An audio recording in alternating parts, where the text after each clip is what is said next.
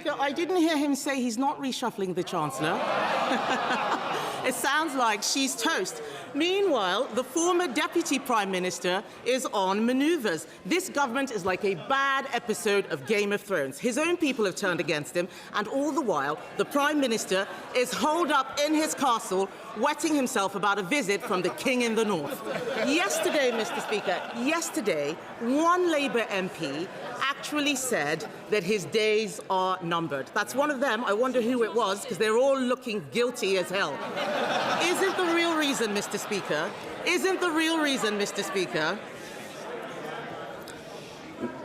Mr. Speaker, isn't the real reason the Prime Minister can't cut welfare that he squandered all his political capital saving his own skin? Mr. Speaker, she talks about political games. That's what she was doing yesterday.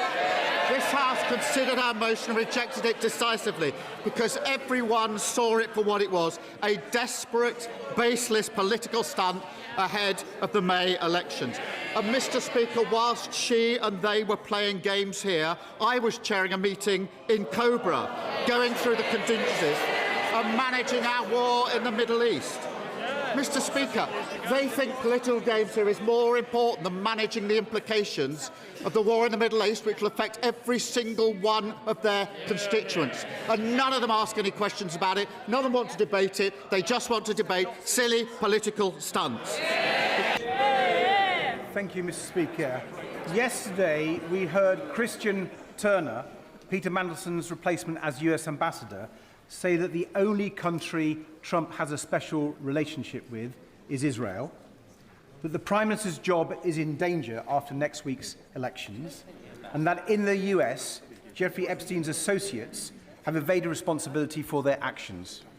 The Prime Minister has had to fire one US ambassador for lying. Does he fear he'll now have to fire a second one for telling the truth? Prime Minister. Mr. Speaker, given what I've had thrown at me in the last 2 weeks by all the opposition parties, that's the least of my problems. But, Mr. Speaker, I know he likes stunts, but I was surprised he joined in the one yesterday, because his own business spokesman said last week, satisfied I had not misled the House. He, of course, his opening position was it was inconceivable that officials would give clearance to Mandelson and not tell ministers it was against the UK SV recommendation. That's what he said, and it didn't happen. I expect frivolous accusations from the Leader of the Opposition. Clearly, I was wrong to expect anything better from the man in the wetsuit.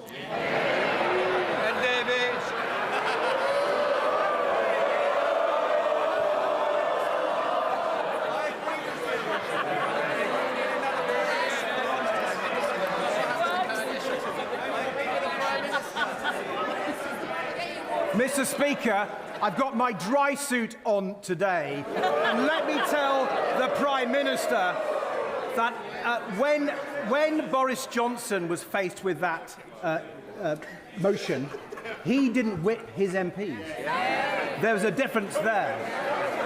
Mr. Speaker, it's an honour to follow the Honourable Lady, the member for South Shields, who I think has made a very powerful speech.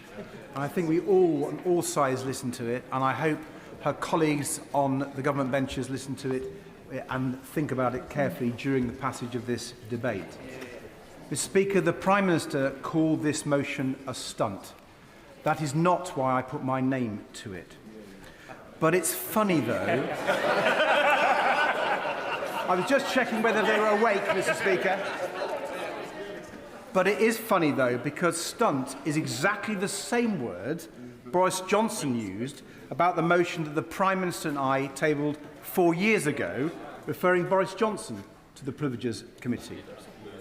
Ironic, Alanis Morissette could probably write a whole album about it. It wasn't a stunt then, and it isn't a stunt today.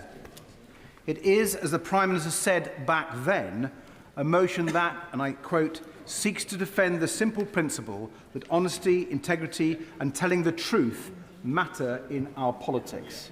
Honesty, integrity, telling the truth. These things matter in our nation's parliament perhaps more than anywhere else. And when I hear the Prime Minister complain that we've tabled this motion just over a week before important elections, I find myself transported back to that debate 4 years ago, 7 days before crucial local elections.